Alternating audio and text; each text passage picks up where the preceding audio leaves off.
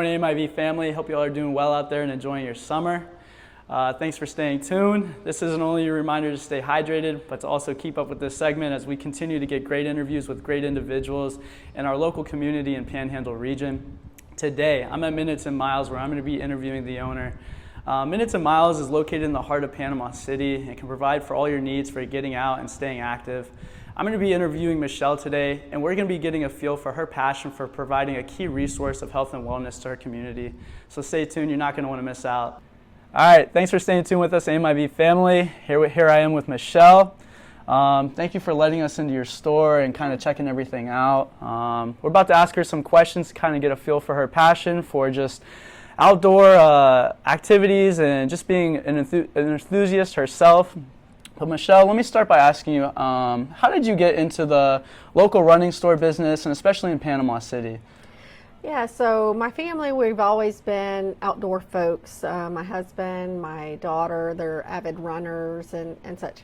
I'm not a runner. I am a walker or a hiker.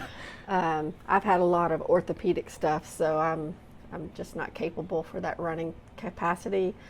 But we just felt like there was a huge void in Panama City. You know, we like to support local businesses, and there were really no local shops in Panama City or the surrounding areas. And you know, being advocates, having a, you know, I don't know, we've been involved in races and all kinds of events, whether it's running, cycling, you name it, we've probably have done it, swimming, triathlons, and just trying to provide a product or a service to our community where you can go local, get individualized attention, and you know, just fill that need that's in our community. Gotcha. And with that need, what kind of demographic do you see come in your store mostly, and how do you feel that your store caters to each of their needs? Right. I would say the majority of our demographics are young adults and older adults. So not talking about like the high school age type kids. They're not the ones coming in.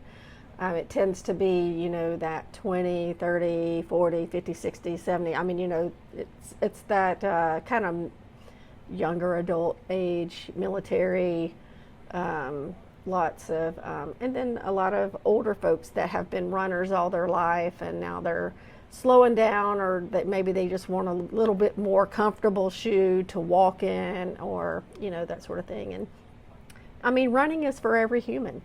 It can be as far as, you know, tiny little people or, you know, the oldest of old, you know, so it's not, you know, it's not just a simple demographic, you know, and we're not just running. I mean, you know, walking, hiking, you can do all of that at any age. Gotcha. So that's how we can meet that need. And with that need, I mean, people are coming in here and, I mean, you have such a variety of stuff. And what are some products you'd kind of like to highlight? I know our audience can't really see everything in here, but what are some things that people are really taking a liking to in your store? I would say, you know, looking around, you know, I would say, you know, the Ultra running shoes and the Topo products, you know, people are now, you know, coming to the realization that wide toe boxes are more comfortable. You know, it prevents that toe arthritis, you know, or lapping over each other. And so they're really getting into wanting to feel what that wide toe box looks like. And so we're seeing a lot of people come in, you know, specifically asking, you got any of those wide toe box shoes? And Ultra and Topo both fill that need. And then, you know, also, you know, we've got quite a bit of folks that like to hike on the Appalachian Trail, you know, so they are looking for, you know, whether it's a low hiker or a mid hiker. We do have those on the back wall over there. But then the gear that goes with it, you know, like trekking poles, we have Lecky and Black Diamond. Oh, nice. And then, you know, some day packs. We don't have like super, you know, multi-day pack of Osprey backpacks. But we can order them, you know. Anything that I don't have in the store, if it's part of our a family of brands. I can order anything that anyone needs. Gotcha. Oh, that's cool. Yeah. And what are some initiatives you see taking place in Panama City in terms of health and wellness and running and outdoor enthusiasm? And what are some initiatives that you feel like are lacking that you would like to see take place? Well, I mean, Panama City used to be a community. This was way back when, probably in the 80s. They really used to have a fun run absolutely every weekend, whether it was a 5K or a 10K or, just a simple 1 mile walk for the kids while the parents or siblings or whatever are doing those longer events.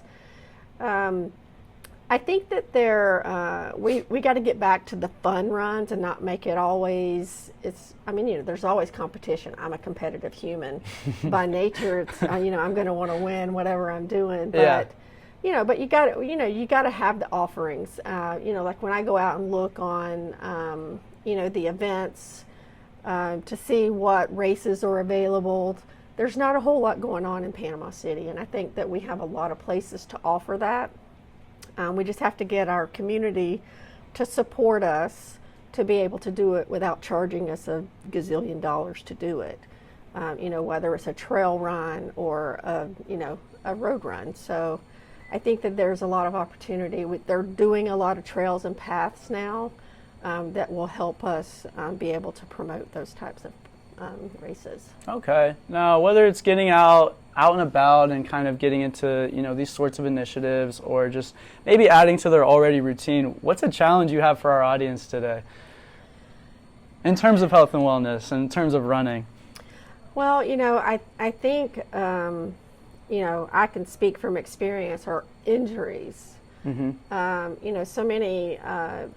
So many of us have grown up in some type of sport or whatever, and you may have experienced an injury, and then you feel like you're limited in what you can do. And while you may be, there's still something that we can do together. Whether, maybe you can't run today anymore, like I can't run, but I can go walking, or I can go do some Nordic walking, with some trekking poles, even out here in the parking lot. Mm-hmm. So I really want to focus on bringing in or offering some services, to those who can't run. Like I really want to do like a sunrise morning walk, and then like a Bible study afterwards. Mm-hmm. Just something that can generate, or promote community, but still generate, some type of health benefit, but then also you can feel your spirit. So yeah.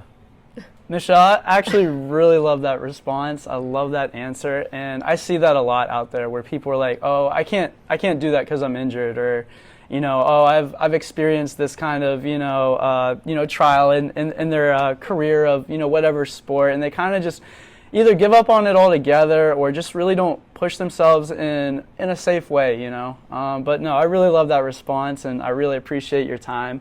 Sure. Guys, thank you for staying with us, and I honestly hope you took a lot from Michelle, and I hope you guys stop into Minutes and Miles sometime and check this place out and grab some gear and get out and about. So thank you. Thanks, guys.